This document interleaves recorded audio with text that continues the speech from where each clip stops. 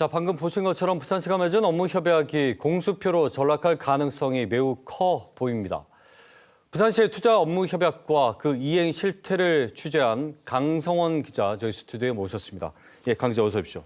예, 안녕하십니까. 자, 투자 업무 협약을 잔뜩 맺더라도 양해각서를 맺었다. 뉴스 보도로 때마다 봅니다. 그런데 이게 결국 이행되지 않으면 무용지물 아닙니까? 네, 맞습니다. 업무 협약은 말 그대로 이 약속이거든요. 이 법적인 강제력은 없습니다. 예. 그래서 이 체결 건수가 많다고 좋은 것이 아니고 실제로 그 약속이 얼마나 잘 이행되고 있는가, 이게 이제 지역 경제에 더 중요한 것이죠. 이번에 부산시의 투자 유치 관련 MOU, 즉 업무 협약을 살펴봤는데요. 특히 2023년에는 중단 건수가 2건으로 적지만 앞서 얘기 드린 대로 투자가 무산된 금액이 1조 7천억 원에 달합니다. 2022년도 눈여겨볼 필요가 있는데요. 다른 해와 비교하더라도 체결 건수 71건, 매우 이례적이죠. 네.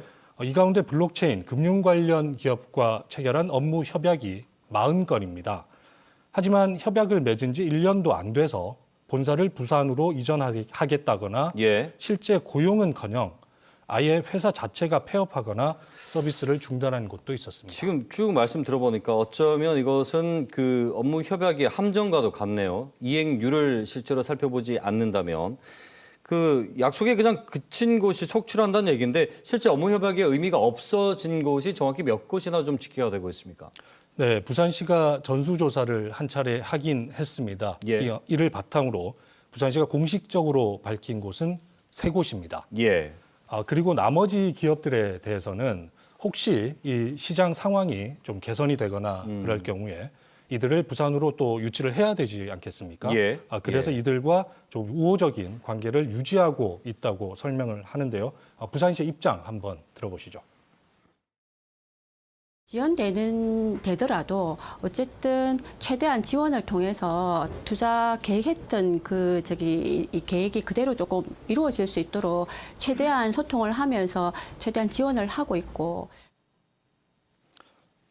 네, 하지만 그 KBS 취재 결과 부산시가 밝힌 3곳 외에도 한국에서의 서비스를 중단한 업체가 더 있었습니다. 또 블록체인이나 가상자산과는 거리가 멀어 보이는 업체, 심지어 실체를 확인할 수 없는 곳도 있었는데요.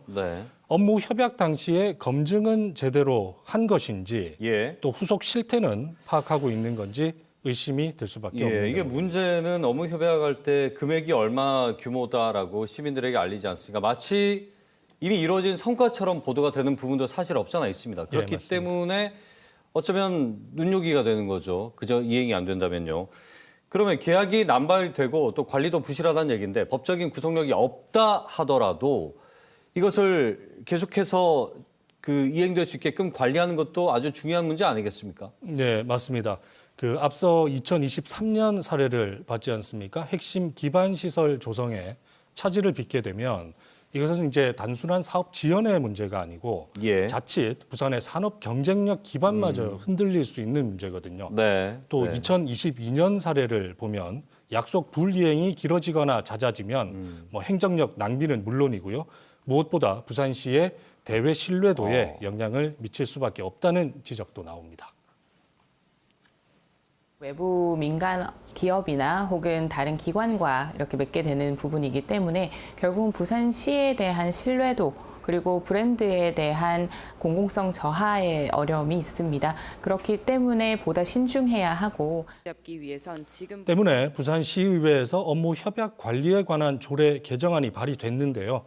핵심은 의회가 나서서 업무 협약 필요성 등을 좀 더 꼼꼼하게 따져보겠다는 것인데 이게 1년이 지난 지금까지 계류 중입니다. 이 장밋빛 청사진의 공허한 외침이 돼서는 안 되겠죠. 그리고 행정력 낭비라는 부분은 분명한 그 매몰 비용이 존재한다는 거예요. 이 부분을 잘 살펴봐야 되겠네요.